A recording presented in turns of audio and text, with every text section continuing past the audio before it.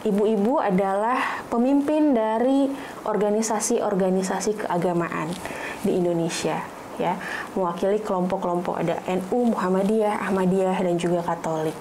Saya itu paling keras, misalnya kalau sudah azan itu semua TV, radio harus berhenti. Nah, cuman orang tua saya selalu menekankan, oke, kamu boleh bermain dengan siapapun, dengan kelompok manapun, tapi yang penting punya dasar agama begitu. Dari keluargalah saya mengenal Tuhan. Dari keluargalah saya mengenal ciptaan-ciptaannya. Ya, dari keluarga juga saya mengenal tentang kemanusiaan. Ya, dari keluargalah saya juga mengenal bagaimana kita harus membantu sesama dengan yang lain.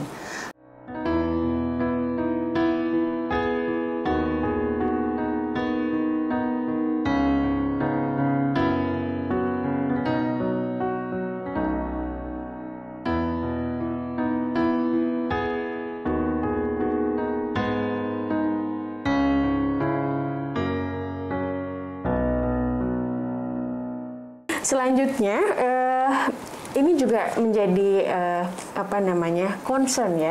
Jadi terkait dengan tadi hal yang kita bahas pada pertanyaan pertama, sangat indah rasanya kalau memang yang kita bawa adalah nilai-nilai yang positif, ya. Tapi kemudian tentunya seiring dengan berjalannya waktu kita juga menemukan influence atau pengaruh-pengaruh di luar keluarga kita. Betul ya.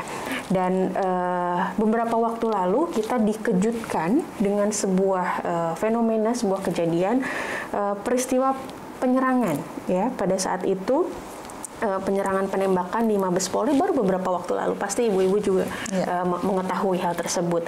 Dan itu dilakukan oleh perempuan di usia yang memang cukup muda, 25 tahun kalau tidak salah ya.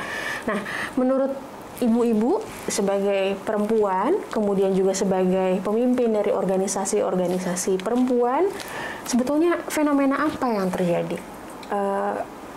Siapa yang mau menjawab? Mungkin mau menyampaikan pandangannya terlebih dahulu, silahkan. Boleh saya duluan. Baik. Ya. Jadi jadi itu sangat mengejutkan meskipun sebenarnya tren tentang bagaimana perempuan menjadi frontliner dalam aksi-aksi teroris atau radikalis itu kan sudah mulai beberapa tahun yang lalu. Dan itu tren baru, perempuan dan anak menjadi frontliner. Sebelumnya, kalau kita bicara tentang teroris, kita bicara tentang radikalis, atau kita bicara tentang hal-hal kekerasan seperti itu, dalam benak kita pasti itu laki-laki gitu. Nah, tapi kalau akhir-akhir ini beberapa tahun ke belakang, perempuan dan anak, jadi ada dua nih yang baru ini perempuan dan anak, dan bahkan kan ada yang konsepnya adalah keluarga begitu.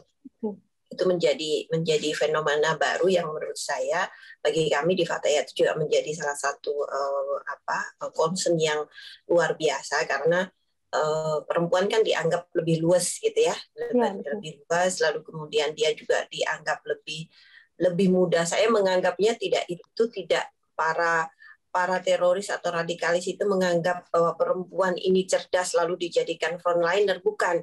Tetapi karena mereka benar-benar stigma terhadap perempuan itu tinggi sekali, bahwa perempuan itu dianggap mudah untuk digoncang atau mudah untuk dipengaruhi, sangat lemah. Jadi kemudian mereka menggunakan perempuan itu untuk dijadikan frontliner. Jadi saya melihatnya begitu. Kami melihatnya bukan karena menganggap bahwa seperti Siti Aisyah yang luar biasa cerdas untuk bisa memimpin sebuah pasukan, tetapi enggak. Jadi melihatnya para radikalis ini menganggap bahwa perempuan itu ya lemah, untuk mudah sekali untuk dipengaruhi, mudah sekali untuk di brainwash gitu. Kami menganggapnya begitu. Lalu fenomena itu ada fenomena bahwa agama itu disimplifikasikan dan dijadikan justifikasi yang sangat sempit untuk melakukan kegiatan-kegiatan atau melakukan yang dianggapnya adalah jihad gitu. Kalau saya nggak setuju kalau teman-teman ada yang mengatakan bahwa para radikalis itu disebutnya jihadis gitu ya, karena sebenarnya bukan di situ jihadis itu. Jihad itu kan sebenarnya melakukan usaha dengan sungguh-sungguh, jelas-jelas di jalan Allah gitu. Kalau misalnya dia membunuh, apalagi bom bunuh diri dengan tujuan untuk bisa mencelakakan orang, atau bahkan tujuannya adalah teror. Dia nggak, kalau saya lihat di kasus yang di Makassar, lalu kemudian yang di mana, yang terakhir di Mabes Polri itu kan dia tidak punya tujuan untuk outputnya adalah teror. Benar-benar outputnya adalah teror, karena dia nggak peduli nih ada, yang penting ada teror begitu, karena kan nggak apa namanya ya, nggak sistematik, ngawur, separuh apa namanya, sporadis begitu. Nah, ini fenomena yang mestinya harus kita semua harus sangat perhatikan, karena lagi-lagi perempuan dijadikan alat, bahasa ini dijadikan alat untuk bisa melancarkan aksi-aksi itu. Yang kedua adalah tentang fenomena bahwa media sosial ini kan luar biasa. Jadi karena perempuan sebagian besar adalah, saya lupa datanya, mungkin Mbak Dia ingat nih data seberapa besar perempuan yang mengakses media sosial itu.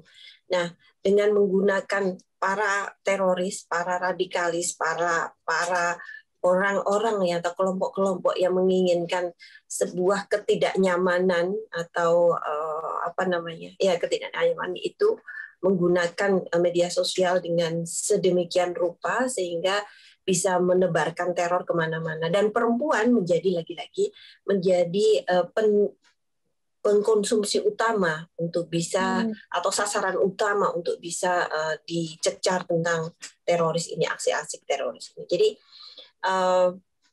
bagi kami, misalnya kami para perempuan pemimpin organisasi ini menjadi penting sekali, karena lagi-lagi keluarga menjadi tempat pertama untuk mengenalkan anak-anak kita bahwa berbeda itu oke, bahwa Indonesia ini adalah negara kita, mencintai negara. Kalau di NU itu kan kita punya nih namanya hubbul watan minal iman. Jadi mencintai negara, nasionalisme, kalau bahasa ininya mudahnya adalah nasionalisme itu bagian dari iman. Itu sebenarnya adalah term yang dikeluarkan oleh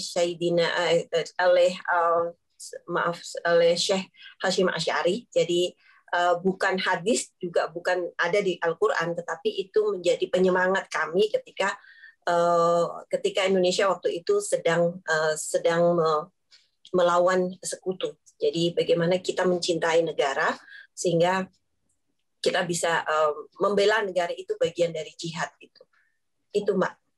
Baik, Masya Allah. Jadi ada 2 poin tadi ya Ibu Anggia menyampaikan apa yang sebetulnya terjadi mungkin ya pada belakangan ini. Jadi ternyata pihak-pihak yang menyalahgunakan sisi adaptif dari sosok perempuan, ya, itu menjadi celah kemudian untuk disusupi dengan doktrin-doktrin yang mengganggu tadi seperti itu. Dan saya sangat setuju sekali bahwa di NU juga sudah ada value, sudah ada nilai yang digunakan untuk membentengi ya Ibu ya dari hal-hal yang seperti tadi. Nah, mungkin dari Ibu Diah ada yang ingin ditambahkan Bu? Kalau dari Muhammadiyah seperti apa melihatnya? Baik. Ini saya sedikit mau sharing juga Mbak. Beberapa waktu yang lalu ketika saya bertemu dengan teman-teman Nasyidul Aisyah di Bandung, mereka Jawa Barat ya, dan juga teman-teman Muhammadiyah mendampingi korban ISIS, Mbak. Jadi mereka pernah satu keluarga ke Syria, kemudian sudah habis-habisan begitu, terus kemudian kembali lagi ke Indonesia, dan malah ada perekrutan yang memang menyasar anak-anak muda. Nah, ini yang kami perhatikan, ternyata pertama ada pemahaman keagamaan yang kurang komprehensif yang mereka dalami begitu. Jadi kalau kita melihat beragama itu baru kulitnya saja, Mbak. Jadi mereka hanya menerima secara mentah-mentah makna kemudian apa yang dia dapatkan, tanpa kemudian mengkaji dan mendiskusikan ataupun juga melakukan menanyakan pada orang yang lebih paham. Yang kedua, tadi kalau Mbak Anggia menyampaikan media sosial itu betul sekali Mbak Anggia. Jadi pengguna media sosial di Indonesia itu kan paling banyak perempuan ya, 60% lebih ya daripada laki-laki. Namun kemudian yang menjadi pertanyaan justru kenapa untuk beberapa kasus korban di media sosial, seksual harassment dan lain-lain sebagainya itu masih banyak perempuan.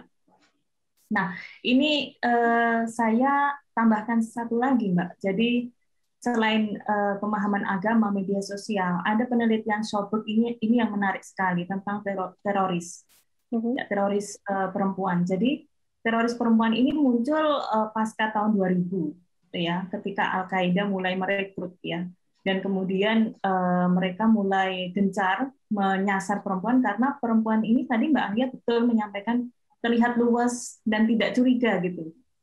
Tidak dicurigai, orang tidak akan mencurigai kalau perempuan yang melakukan terorisme.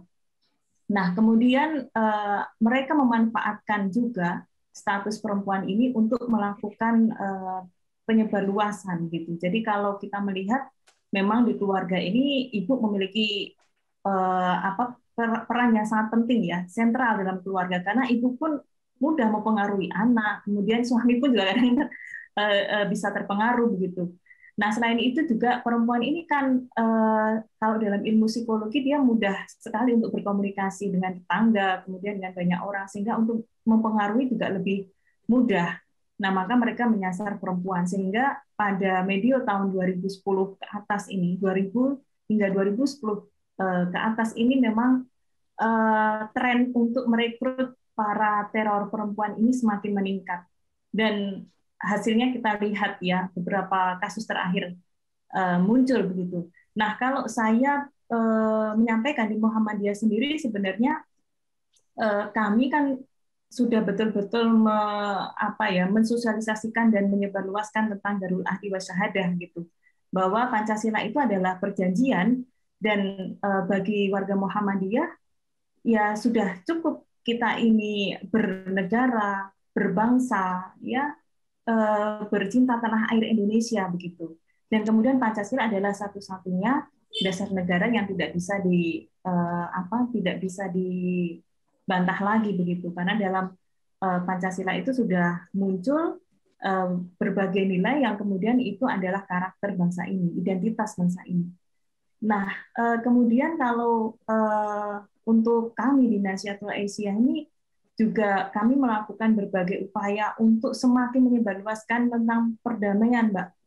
Jadi kalau radikalisme ini bagi kami tidak terorisme jangan dibalas dengan terorisme juga gitu. Radikalisme juga jangan dibalas dengan radikalisme, justru dengan pendekatan yang lebih egaliter, perdamaian, kemudian juga menyebarluaskan nilai toleransi, perbedaan pendapat yang saya kira itu menjadi kata kunci ya kalau kita ini bisa hidup aman dan damai di Indonesia. Begitu Mbak. Baik. Masya Allah, terima kasih Ibu. Dan ternyata di Muhammadiyah sendiri pun ada satu nilai ya yang dikukuhkan tadi. Saya senang sekali mendengarnya bahwa Pancasila itu sudah cukup ya untuk kita semua memahami bahwa kita dipayungi oleh satu payung yang sama ya, yaitu NKRI. Nah, Ibu Aisyah, ya, bagaimana menurut Ibu mengenai fenomena yang terjadi belakangan ini? Apakah juga mungkin perempuan Ahmadiyah memiliki program-program khusus atau langkah konkret terkait dengan fenomena yang terjadi barusan? Iya, kalau kita lihat fenomena yang baru-baru ini, terlihat sekali para pelakunya adalah usia muda. Ini yang harus kita cermati bersama, di mana usia muda itu adalah usia yang masih sangat labil, usia yang masih mencari identitas diri. Mereka dalam usia yang masih dalam proses pendidikannya. Nah, artinya disinilah lembaga-lembaga pendidikan harus memberikan penguatan kepada anak-anak muda kita. Bagaimana kita harus bersyukur bahwa kita berada di dalam negara Republik Indonesia yang dengan segala keindahan, kekayaan alamnya, ya, kita harus bersyukur Ya, kalau kita bandingkan dengan negara lain misalnya, begitu kita harus bisa menerima bahwa kita adalah makhluk Tuhan yang harus mensyukuri nikmat ini, gitu ya. Nah, bagaimana kita bisa mengimplementasikan sikap syukur itu selain kita mencintai negara ini? Sehingga bagi kami, wanita Muslim Ahmadiyah, kami ada moto love for all, hatred for none. Kita mencintai kepada siapapun, kepada semua, dan tidak membenci kepada siapapun. Artinya jangankan kepada orang yang sesama ya, kepada musuh pun sebetulnya kita harus bisa mencintai, mengingatkan kepada mereka. Nah, di dalam Ahmadiyah, nilai-nilai love for all, hatred for none itu melingkupi dalam setiap keluarga. Jadi dalam keluarga itu betul-betul ibu menjadi sosok yang harus bisa memberikan pengayoman kepada anak-anaknya. Diharapkan apabila seorang anak begitu mencintai ibunya, dia tidak akan menyakiti orang lain.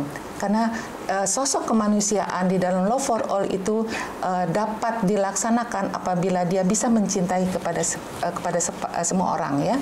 Dan untuk program-program di dalam Lajnah Imailah atau Wanita Muslim Ahmadiyah, moto atau nilai-nilai dari love for all itulah yang mendasari.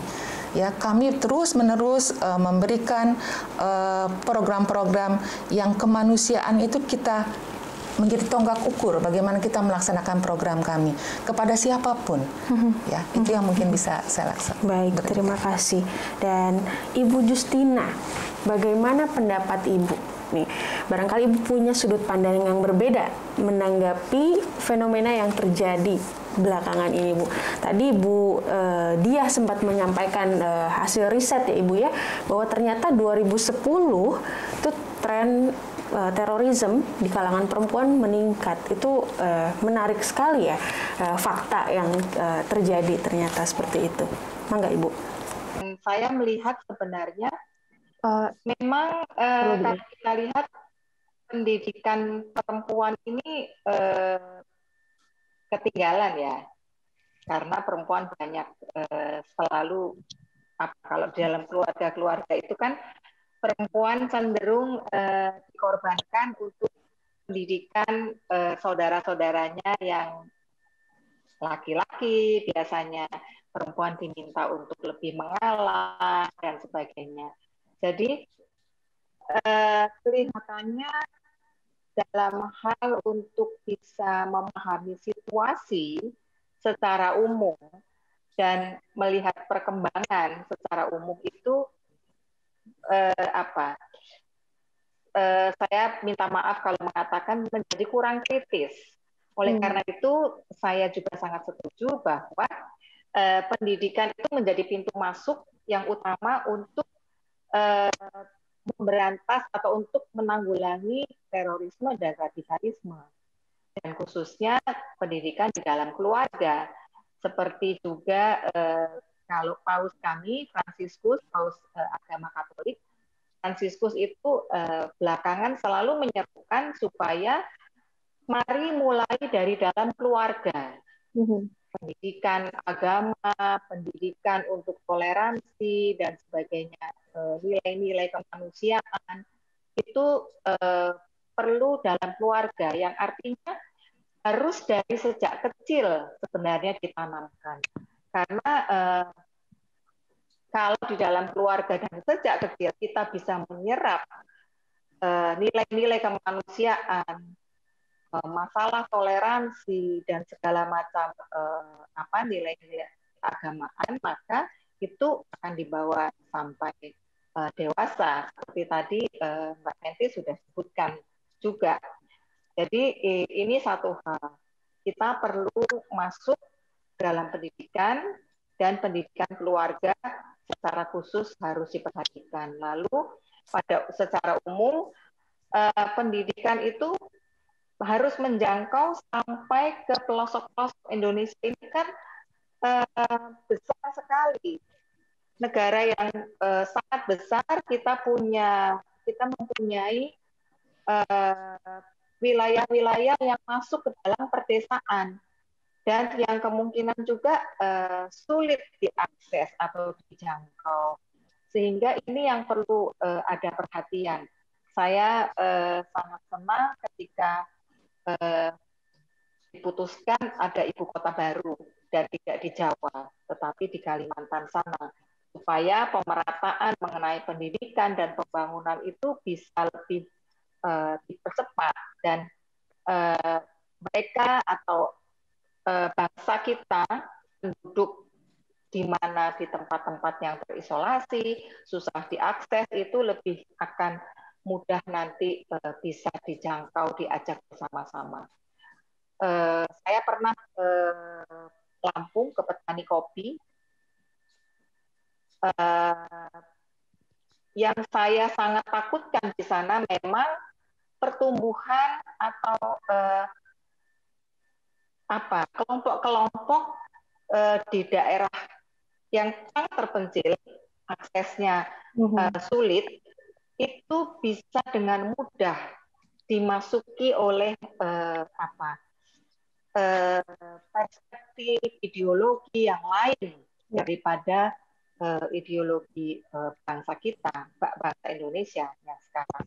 Nah, ini kalau saya pada waktu itu di tengah-tengah pertanian atau hutan sebenarnya yang ada sedikit ladang kopinya dan ada petani di sana sampai malam, saya merasakan betapa kesepiannya mereka dan hanya ada orang-orang pinter tertentu, pinter sedikit segelintir orang pinter yang bisa menggerakkan mereka dan mereka dengan mudah akan ikut saja. Ini termasuk tentunya termasuk para perempuan yang akan terbujuk, akan mengikuti, karena tidak ada panutan lain dan tidak ada yang bisa memberikan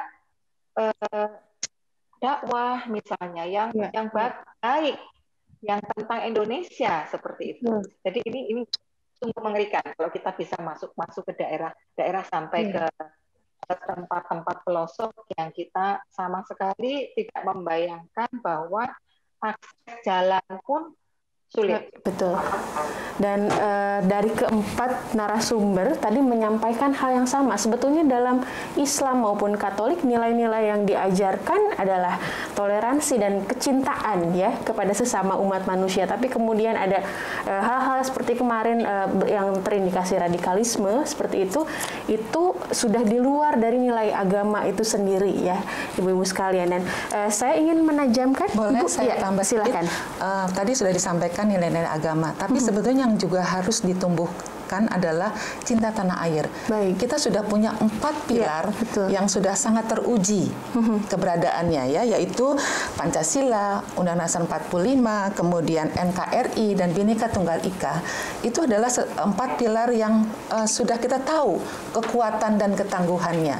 Jadi itulah yang harus faham-faham itu yang harus kita kuatkan kepada anak muda kita.